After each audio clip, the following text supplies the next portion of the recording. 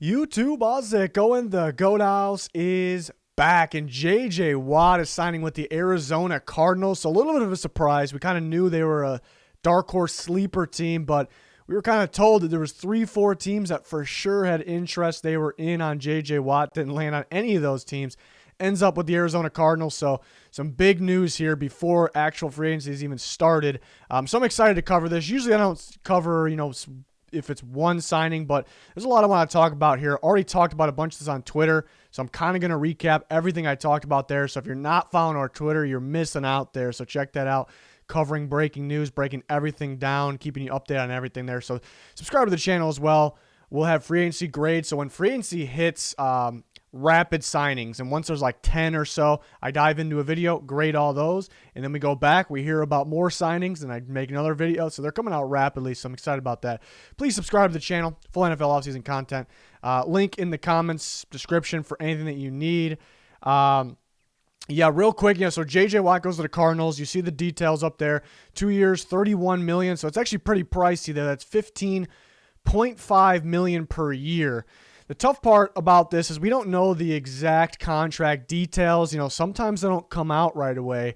And I wanted to give you guys a grade in this video, instant grade, but I do kind of want to know, there's a lot of questions here. I want to know the exact contract details because that could tell us a lot in this specific scenario. And I'm curious to what scheme they run, how they use J.J. Watt. We're going to talk about that in a second. But 2 years, $31 million, $15.5 million per year. That's $23 million guaranteed. Guaranteed money is important, but it's not really important to what we're talking about here. I want to know cap hit. I want to know the exact cap hit, and we're waiting on that time recording this. The cap space before signing J.J. Watt was in the range of $15 million. It's tough because we don't have the set team salary cap. Hopefully early March we get that. But we'll say this. The Cardinals would, before signing J.J. Watt, they're probably in the range of 12 to 20 might be pushing it, 12 to 18 million range, probably sitting around 15 million. And you see J.J. Watt costs 15.5 per year on average. On average, that's key there. But let's say the cap hit was the average. Remember, the cap hit is usually more than what he's getting paid per year because you've got signing bonuses, all that factor into it, workout bonuses, everything like that.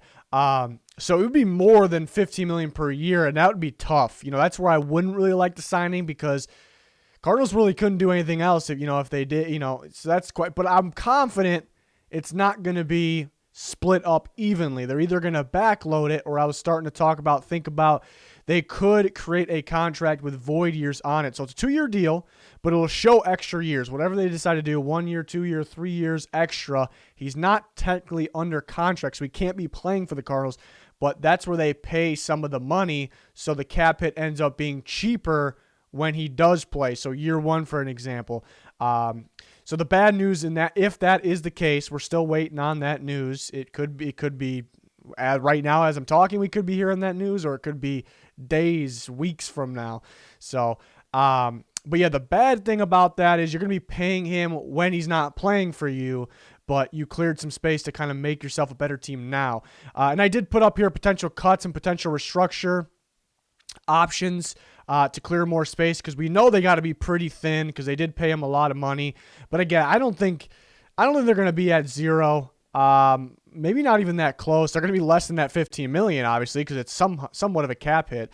But Robert Alford, I think they should cut, and they will cut 7.5 million. Justin Pugh, potential cut, not like, I'm confident that Alford should be cut, will be cut. Pugh, I'm not. It's borderline one. 7.25 million. Kennard, this is an interesting one. We'll kind of get to why Kennard's relevant here in this what we're talking about here. But 4.15 if you cut him. DJ Humphries, I almost expect to be restructured because I can clear 7.30. Jordan Phillips, a possibility. Usually teams try to stay away from guys to restructure that they're not, they like. You're not really sure how long we're going to have him for, because do you want to pay a guy? I mean, they may pay J.J. Watt when they don't have him, but so 6.6 they can save there. DeAndre Hopkins saved 3.56. Just to kind of get you an idea. Their Buda Baker's around $3 million as well. Top of my head, I'm trying to think, exact money, but they got a couple other guys around that range, in the 2 to 3 million range, but these are the kind of the top options. Humphries, I would almost expect it to happen. So that kind of gives you an idea there. So it really depends on the contract details and what they plan to do with J.J. Watt and how much I would like, the move. But Watt is a great player. He's a big-time player. I'm kind of going to go to, what we were talking about on Twitter, because there's really a lot of informing stuff here. So if you're not following our Twitter, you're really missing out, and you'll see. So it happened, and I tweeted out J.J. Watt to the Cardinals. Wow, was not expecting that. And J.J. Watt kind of confirmed that he was the source, so I went ahead and retweeted that. It's a pretty cool idea that he did there. So a little bit of a shocker. And then, I talked about this already. We were kind of fed these same teams, the 3-4 teams, Packers, Bills, Titans, maybe the Steelers, teams like that. Browns, the Browns were one of the top teams, obviously. But, so I thought that was interesting. We kind of knew the Cardinals were a dark horse. It was they could make it fit depending on scheme, or either scheme it can fit. We'll talk about that too. And we talked about the details. But yeah, I was talking about this being very important, that, where the money's going to go, where is it going to be? But, this was kind of a big question here. The biggest question is, how will the Cardinals use J.J. Watt? Last year they ran a 3-4 defense, and everyone's tweeting out, wow, Chandler Jones and J.J. Watt off the edge, it's going to be nasty. And it would be nasty. It could be the case, but it might not be the case. 3-4, J.J. Watt would fit as a defensive end in a 3-4, which isn't your actual edge rushers. Your edge rushers are your outside linebackers. So last year, it was supposed to be Chandler Jones and Devon Kennard going into the year. It almost felt like, because of injuries and what went on, it almost felt like Hassan Reddick and Dennis Gardeck were their actual edge rushers, off the edge or outside linebackers in the 3-4. Both those guys are free agents, which is pretty key in this situation. If they switch to a 4-3, and I got some scenarios here, Isaiah Simmons, we'll talk about that. But yeah, here I tweeted this out too. This is kind of what it would look like, if they kept the defense from the 3-4 standpoint. J.J. Watt would be a 3-4 end. Fotu is a rookie last year out of Utah, would be in the nose tackle. And we'll talk about that too, but if they signed Corey Peters back, who's a free agent, he would be the nose tackle, so keep that in mind. And Jordan Phillips could be that D tackle type player there, on the 3-4 defensive line. And your linebackers, which would consist of 2 edge rushers, Chandler Jones, and as we sit, Devon Kennard would be the other one, cut candidate, but he looks like a starter right now. Remember, Hassan Reddick and Dennis Gardeck are free agents. They could bring one of those guys, plug them in there. They could bring both back. In the inside linebackers, what they would be last year, same thing. Jordan Hicks, Isaiah Simmons. They also had Devondre Campbell in there as well. But if they switch to a 4-3, now we see J.J. Watt and Chandler Jones are the actual edge rushers. This makes sense. Watt could actually play inside in a 4-3. I just don't think they would do that. We probably see him move around a bit. He's pretty versatile. And then Fotu and Phillips would be inside. Your linebackers, it would be Isaiah Simmons, Jordan Hicks on the inside. And Devon Kennard has experience playing off the ball and edge rusher, as you can see. But if they brought Devondre Campbell back, they could cut Kennard, and that would be a better trio of off-the-ball linebackers. Also, keep in mind, Isaiah Simmons thrived in a 4-3 at Clemson, moving around a bit. He was never really an inside linebacker. That's where the Cardinals stuck him. And he struggled early, but he's such a good talent that he figured it out, and he was playing much better. And I'm confident with him because he's such a rare talent, such a phenomenal player, athlete. I'm confident with him. Either scheme, it's going to work out with him. But this looks better. In a 4-3 outside linebacker, you get more of his range, more of his coverage ability. He can rush off the edge if you need him to, because the outside linebackers got a lot of space out there. So you can do more. You're not limiting the freak athlete, the freakish versatility of Isaiah Simmons. So I would love that. I would like this a little more. They're able to move to a 4-3 because they signed J.J. Watt. I would like the signing that much more. But yeah, things I talked about real quick. Yeah, if Reddick or Gardeck are back, that could tell us 3-4. If Reddick's back for his price, that would probably tell us 3-4, because they wouldn't really. I guess there's a chance it could be 4-3 and it could be Jones and Reddick off the edge, and J.J. Watt could play inside. It's a possibility, but they wouldn't use Watt and Phillips. That wouldn't make any sense on the inside. They would need a nose tackle if they bring Peters back. Perhaps, and Watt can play a D tackle 3 technique type of position there. Move around a bit. Campbell kind of says 4-3 because then you got 3 off-the-ball linebackers being Simmons, Hicks, and Campbell. Do you want to pay 3 off-the-ball linebackers decent money for one to sit on the bench. Last year they didn't know they got Campbell. They didn't know they were going to end up with Isaiah Simmons until the draft happened. That's the beauty of the NFL draft, and it was the right pick in my opinion because I think Simmons is a phenomenal talent. So if they brought back Campbell, it would kind of tell me a 4-3. They're bringing him back to play off the ball linebacker. He would cost something, not overly expensive. So that's pretty interesting. So this is something to look out for. Some things that we are, waiting to see. So I was talking about that. Yeah, I mentioned re-signing Corey Peters would mean he would start. Obviously, Gardeck could be an option over Reddick. Could be a rotation guy.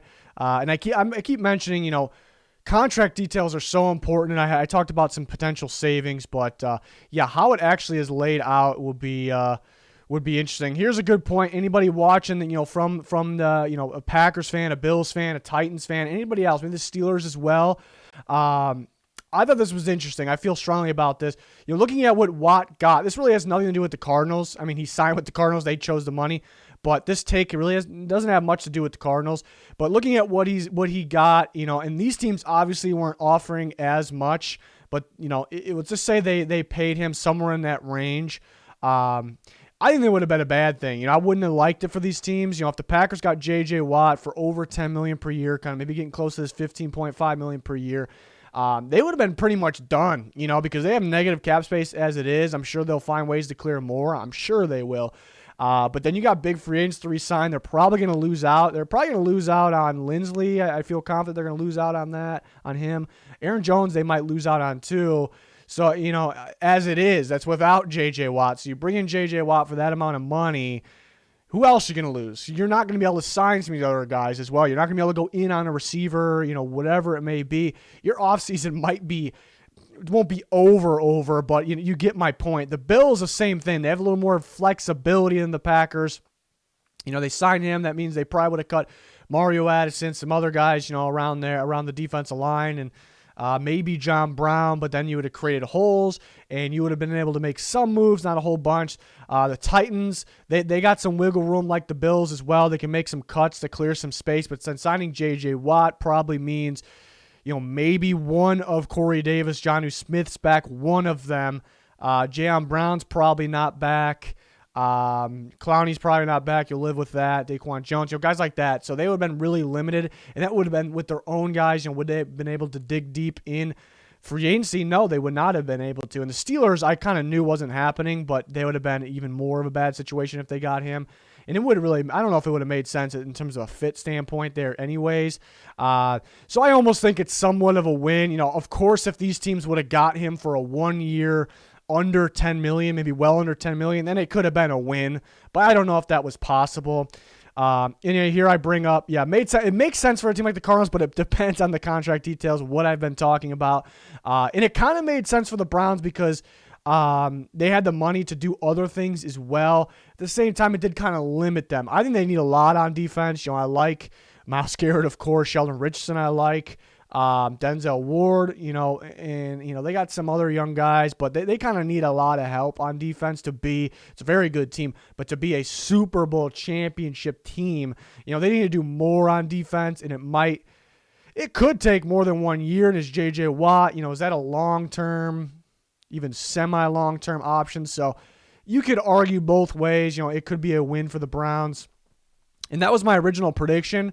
Right when J.J. Watt got released, I was feeling the Browns, Bills, Titans. But if you remember, I said, the longer he is still available, the Browns are done. So I kind of knew that was going to happen. If he was going to go to the Browns, it was going to be the first week. And that, the end of the week would have been maximum because they could have signed him right away. He was waiting around for somebody, and it ended up being the Cardinals there with his former teammate, DeAndre Hopkins. So that's what it ended up being. And Alex Smith's going to get released, so we're talking about that as well. The Bears might be an interesting team. But I talked about here, the void years are certainly possible. So these are all things, to kind of keep in mind here. And we have our pretty informing stuff. I'll pin a link in the comments for this, our Patreon page. So this was kind of pre-J.J. Watt signing. The Cardinals had, this is what I was estimating, around 15.5. And here are potential cuts and savings, what they can do. But kind of going back to, the numbers there. But we're still waiting on, I'm going to check my phone to see. I think I would have saw it on there. But yeah, I'm waiting on the exact contract details. There could be so many different scenarios they go with here. And I know people probably, I like giving out letter grades for this. I didn't want to make an official one. I didn't make a graphic for it because I didn't want it to be official because a lot rides on the signing. But when things do happen in free agency, right when things happen, and then we're going rapid fire. So, free agency opens and about 10 signings happen or so, 8 to 12, whatever. First signings, I jump on, I make a video, I wrap it, instant grade every single one of those. Regardless of the exact contract details, we can revisit those on Twitter when they happen. Then we keep going, so it's like rapid fire. But I think this one is very important to know the contract details. It's also up in the air what kind of scheme they'll run. We'll see if people are saying J.J. Watt's there, so that means Hassan Reddick is gone. I'd say not necessarily. I'd say it's more likely because if they keep a 3-4 defense, we kind of talked about this.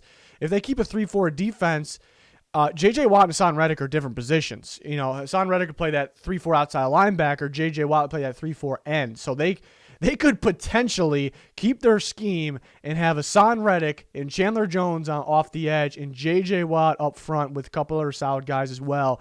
That's almost, you would think best case scenario, but I do love the idea of Isaiah Simmons in the 4-3 and J.J. Watt works opposite side of Chandler Jones in a 4-3. So questions we have for the Cardinals. What route will they go?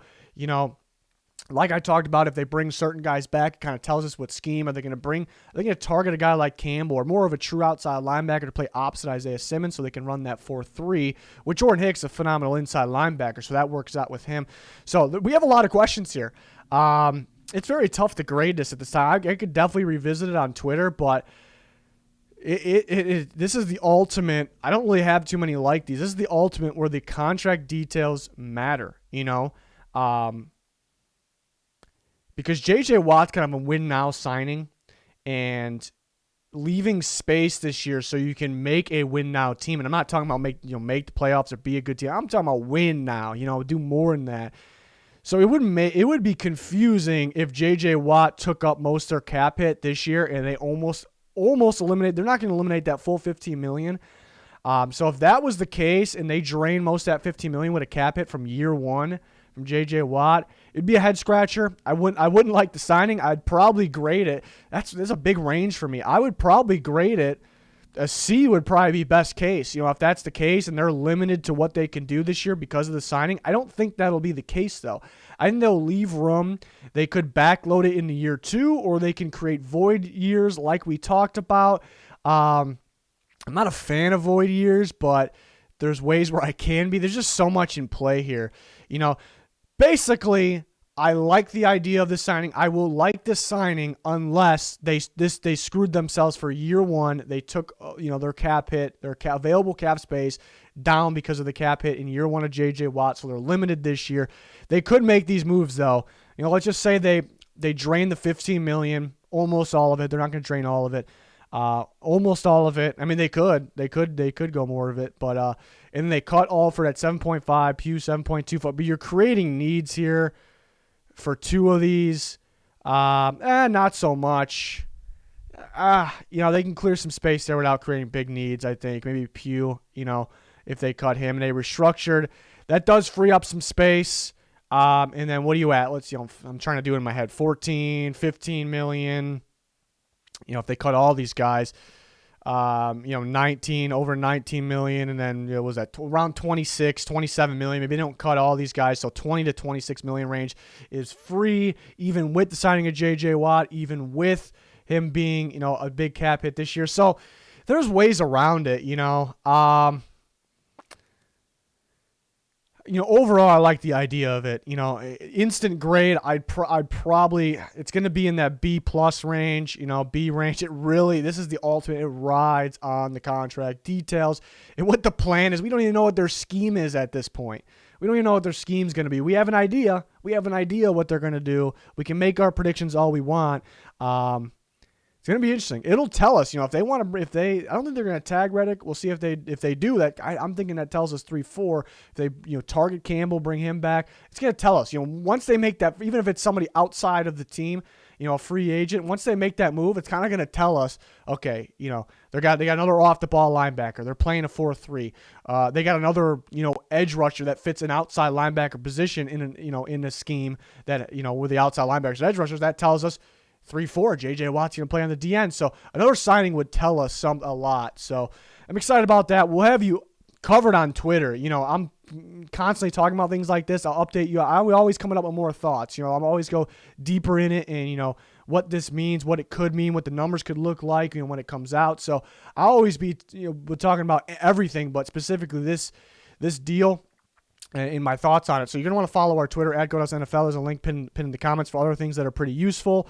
But hopefully you guys enjoyed my thoughts here. I usually don't make videos on one signing because they end up being short, but there was a lot in play here. Mainly I love the scheme change.